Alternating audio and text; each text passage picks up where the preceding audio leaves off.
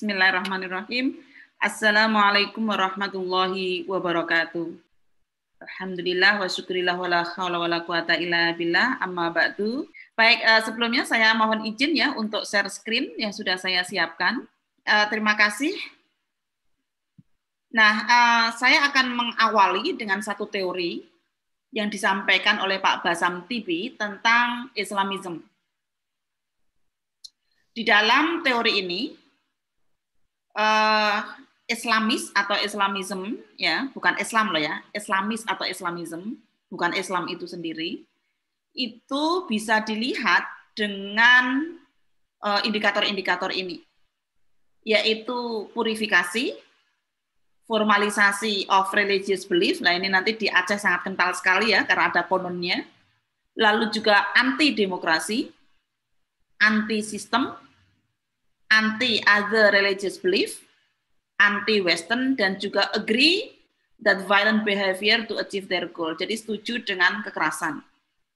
Kita akan melihat kalau dengan teori ini, kelompok hijrah itu kira-kira apa aja yang masuk di dalam indikator-indikator ini. Sementara ini kesimpulan saya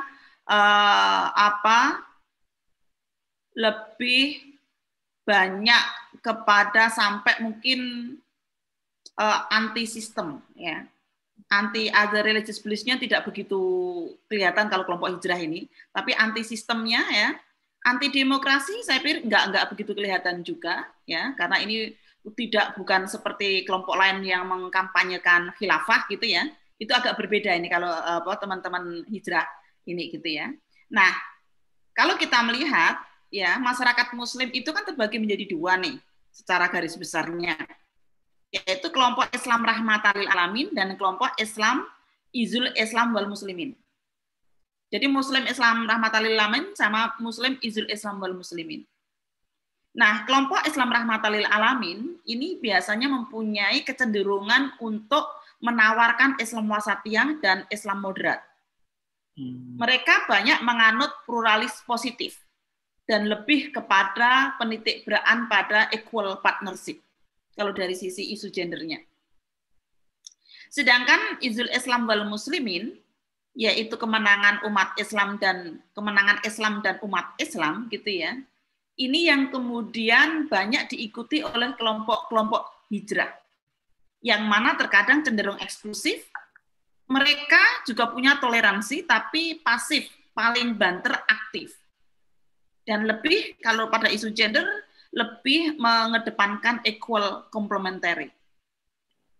Jadi saya pakai teorinya Pak Prof. Mukti ya, yang menyebutkan pluralis positif ya, itu menghargai perbedaan dan mereka juga mempunyai kesadaran dan juga kemauan untuk bekerja sama dengan orang yang berbeda dengan apa yang dia yakini gitu.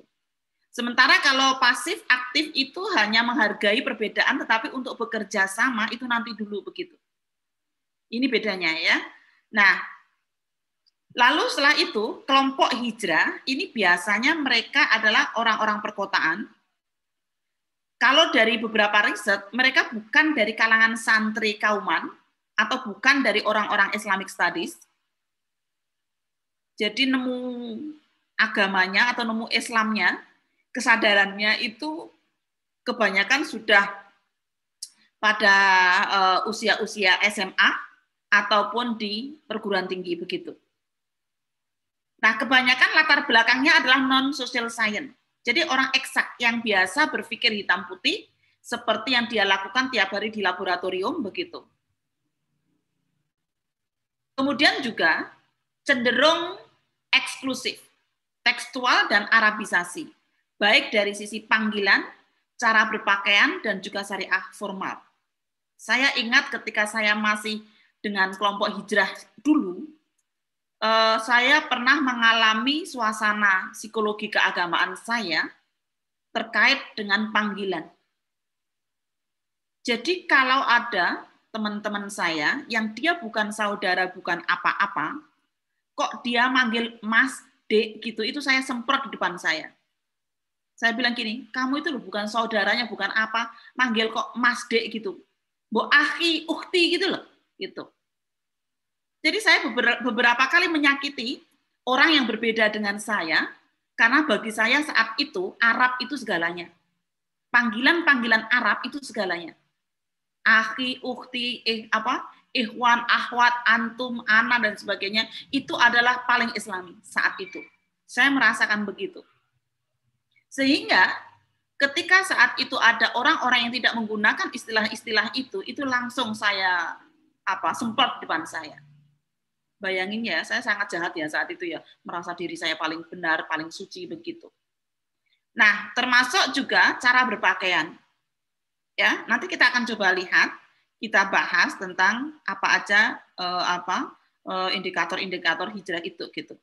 Nah, ini saya coba searching ya, karena acara ini saya jadi searching penelitian terkait dengan penelitian-penelitian yang dilakukan oleh kelompok lain ya, yaitu ini ada IDN Research Institute. Dia melakukan penelitian tentang hijrah di kalangan milenial pada September 2019 dengan responden 2.192 di 28 provinsi di Indonesia. Yang menarik kalau kita lihat, ya, yang menarik dari riset ini kalau kita lihat adalah kata-kata yang sering digunakan oleh kelompok hijrah.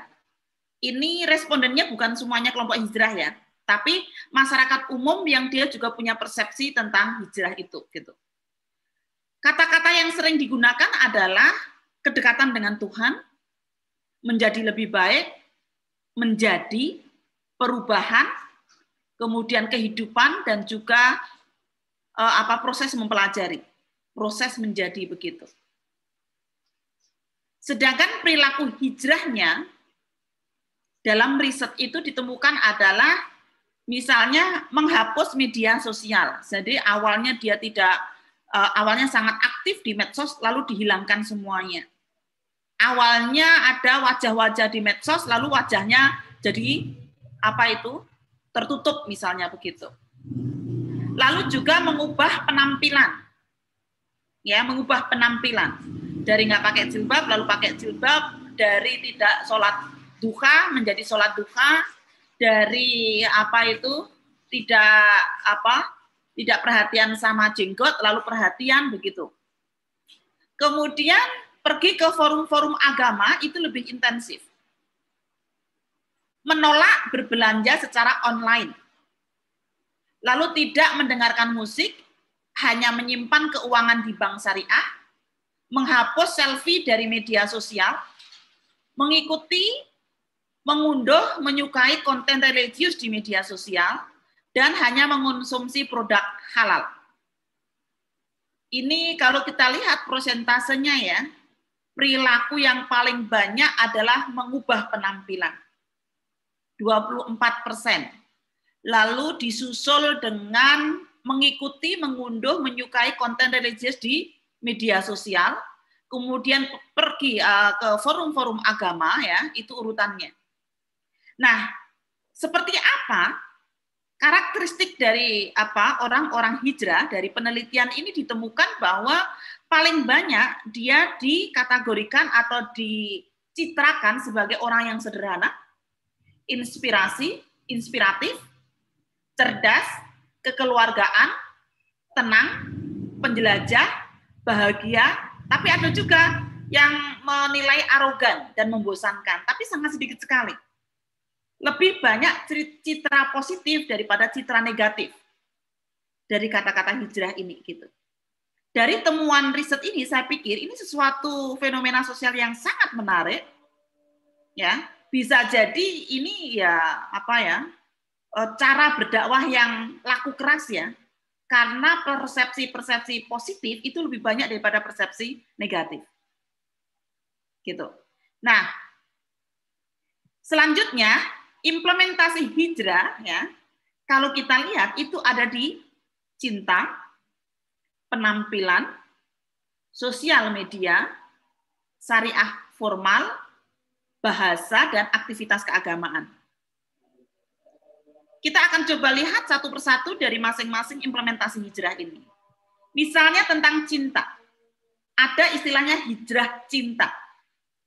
Cinta ba'da nikah. Ini dulu saya begini nih dulu. seperti yang di video tadi ya. Jadi nggak mau pacaran, nggak mau ini gitu loh. Jadi saat itu ketika di SMA, sebelum saya hijrah, saya punya teman dekat, tapi karena setelah hijrah, lalu saya putusin itu. Nah, yang diputusin bukan karena orang ketiga, malah semakin mengejar terus gitu ya, gitu. Ya seperti kata-kata yang saya temukan di Google ya, misalnya ini, aku nggak mau pacaran lagi mas, ya. Kalau serius kita langsung nikah aja, kalau nggak mau ya kita putus aja gitu. Ya, lah kita kan masih kuliah, aku juga belum kerja, ya sudah kalau gitu putus aja gitu. Tapi bedanya kalau saat itu saya nggak ngajak nikah sih, ya putus, pokoknya putus gitu loh. Karena saya juga nggak mau nikah muda saat itu, jadi akal pikiran saya masih kritis juga ya saat itu gitu ya. Nah, misalnya ada kata-kata begini nih, ini betul-betul tertanamkan ininya. Tentang kutinggalkan dia demi dia. Kuikhlaskan dia demi cintanya kepadanya. Kukuatkan keyakinanku bahwa Sang Maha Cinta telah menyiapkan seorang sehingga aku tidak perlu mengkhawatirkan. Di tangannya aku lebih percaya bahwa semua akan terjaga pada tempatnya. Jadi ideologi-ideologi cinta ba'da nikah, cinta-cinta seperti ini itu sangat kuat. Ya sangat kuat sekali ditanamkan di kelompok hijrah ini gitu. Nah, ini hijrah pakaian. Ya, hijrah pakaian gitu. Nah, ada gambar-gambar kalau kita Google hijrah gitu, di gambar, ada banyak sekali gambar-gambar seperti ini. Bagaimana fase hijrah itu disosialisasikan dari tidak pakai jilbab, lalu jilbab kecil, lalu menjadi jilbab lebar. Kalau saya sih nggak mau mengatakan jilbab syar'i ya, jilbab lebar gitu aja gitu. Bahkan kalau kita lihat ini ya, apa yang sebelahnya, janganlah takut untuk berubah. Dulu awalnya sangat ini ya, tidak pakai jilbab begini sampai kemudian pakai cadar gitu. Jadi ada kalanya orang yang paling buruk di masa silam akan jadi yang paling baik di masa depan misalnya. Ini digunakan ya, pesan ini untuk kemudian menggambarkan cara mereka berpakaian. Kalau ini hijab is my pride, ini saya ambil foto ini ketika saya melakukan penelitian tentang cadar. Nah, padahal fenomenanya ya, pakaian muslimah sebelum gelombang hijrah itu datang, kita lihat beberapa contoh itu seperti ini gitu. Ini tahun 1938, bagaimana tentang pakaian muslimah itu dimunculkan di Suara Aisyah. Ya, majalah yang tidak pernah mati sejak sebelum kemerdekaan sampai sekarang ya, Suara Aisyah itu. Dulu digambarkan cara berpakaian itu seperti ini, kalungnya kelihatan, ya kan? Bahkan nyun sewu ya, ini betisnya pun ada yang kelihatan begitu. Kemudian ini gambar-gambar dari acara-acara NU ya. Kemudian di bawahnya adalah dari Buya Hamka keluarga bersama istri dan keluarganya. Ini ada yang nggak pakai jilbab, ada yang pakai selendang dan sebagainya. Ini adalah fenomena pakaian muslimah sebelum gelombang hijrah itu datang. Gitu. Nah, slogan kelompok hijrah ya, itu adalah misalnya nih contoh-contohnya adalah Indonesia tanpa feminis, Indonesia tanpa pacaran, cinta ba'da nikah, berislam secara kafah dan menikah muda. Saya ingin menyampaikan dulu tadi ya tentang pakaian ini, ada yang ingin saya sampaikan, ada yang kelewat. Ketika saya PGA, ketika saya belum berhijrah, saya itu lulus dari pendidikan guru agama di Madiun. Tapi pakaian saya yang pakaian kami ya, pakaian seragam kami yang pakai jilbab itu hanya sampai Kamis. Jumat, Sabtu, yaitu pakaian pramuka, kita nggak pakai jilbab, nggak pakai kerudung. Padahal sekolah pendidikan guru agama loh ya. Kenapa? Itu saya lulus tahun 90. Jadi akhir 80-an, even di pendidikan guru agama pun, itu belum ada istilah wajib jilbab, itu belum ada. Ya, karena pakaian pramukanya itu masih pakaian yang tidak pakai jilbab begitu. Nah, ketika saya hijrah itu, saya ingat sekali karena saya nggak punya uang untuk banyak beli baju panjang ya. Jadi saya tetap pakai baju pendek, tetapi kemudian saya pakai jilbab cumplung itu, kaos kaki saya naikkan sampai atas. Itu upaya-upaya yang saya lakukan saat itu ketika berhijrah tapi masih di SMA dan pakai pakaian pramuka itu gitu. Nah, terkait dengan tadi satu yang ingin saya sampaikan yaitu tentang menikah muda. Ini juga sesuatu gerakan yang banyak disosialisasikan oleh kelompok hijrah. Misalnya, kenapa harus nikah muda? Karena ingin menyempurnakan separuh agama. Karena ingin memadukan potensi, karena ingin menghindari maksiat. Nih, jadi mereka mengemas tentang kampanye nikah muda itu dengan sesuatu yang sangat baik. Menyempurnakan agama, memadukan potensi, dan juga menghindari maksiat. Nggak ada yang jelek ini, semuanya baik ini. Gitu ya. Nah, ada lagi kampanye-kampanye misalnya begini, nafkah dan nikah dini ya, haus ya minum, lapar ya makan, bokek ya nikah gitu ya. Biar ada yang nafkahin gitu. Coba bayangkan kita itu menikah hanya untuk mengurusi persoalan biar ada yang menafkahin gitu. Sesederhana itu. Kemudian nikah itu ditafsirkan. Saat wanita lelah bekerja, maka ia hanya ingin dinikahi. Ya, ini dahsyat ini kampanyenya gitu ya. Kalau memang sudah capek, wah bener ini kelepek gitu kan, para perempuan-perempuan itu untuk segera pengen dinikahi kan begitu, walaupun belum lulus kuliah. Nah, hijrah dan nikah muda, kenapa ini menjadi salah satu strategi untuk menggait para milenial supaya berhijrah dengan kampanye nikah muda. Karena kebanyakan yang hijrah itu biasanya habis putus cinta. Jadi nikah muda, ya. Jadi nikah muda itu topik yang menarik buat mereka. Mereka diarahkan untuk tidak pacaran, untuk menghindari zina. Jadi nikah muda merupakan solusi untuk tidak berzina. Jadi persoalan uang dan seksualitas yang dipromosikan di dalam nikah muda itu, gitu. Nah, dari fenomena tadi, ini sekarang mulai muncul kelompok-kelompok yang mengcounter fenomena hijrah. Sepertinya ini nanti PSA juga akan bergerak ke sana ya. Ya, misalnya mengcounter fenomena hijrah, tetap menggunakan kata-kata hijrah, tetapi dengan makna yang berbeda. Misalnya ini saya ambil dari Ummah ya, saya tidak tahu ini organisasi apa Ummah ini. Misalnya before dan after hijrah. Before, merasa terancam dengan perbedaan, merasa paling benar, menuduh yang beda sebagai sesat, merendahkan perempuan, memusuhi yang berbeda, menganggap non-muslim adalah musuh.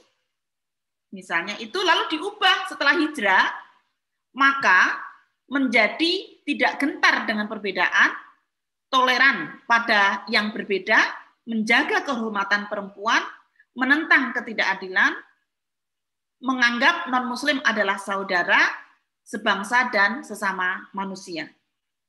Ini contoh yang lainnya yang juga hampir sama ya, before and after. Menganggap perempuan sebagai pengundang syahwat sebelumnya, menjadi selalu introspeksi pada nafsunya sendiri. Kalau dari menganggap derajat perempuan lebih rendah, menjadi menganggap laki-laki dan perempuan setara. Lebih suka membela simbol-simbol, menjadi membela yang lemah dan tertindas. Ini contoh-contoh dari counter terhadap fenomena hijrah yang dilakukan oleh kelompok-kelompok moderat progresif. Selain itu juga ini menebarkan keberagaman, yaitu menguatkan pluralis positif, yaitu tidak hanya menghargai tetapi juga siap bekerja sama untuk mengimplementasikan nilai-nilai kemanusiaan. Ada satu tas misalnya di sini bagimu agamamu, bagiku kau saudaraku. Ini adalah contoh-contoh kreatif di dalam mengcounter fenomena hijrah yang terkadang cenderung eksklusif. Ini apa yang bisa kita sampaikan, mungkin bisa kita diskusikan lebih mendalam lagi. Terima kasih. Assalamualaikum warahmatullahi wabarakatuh.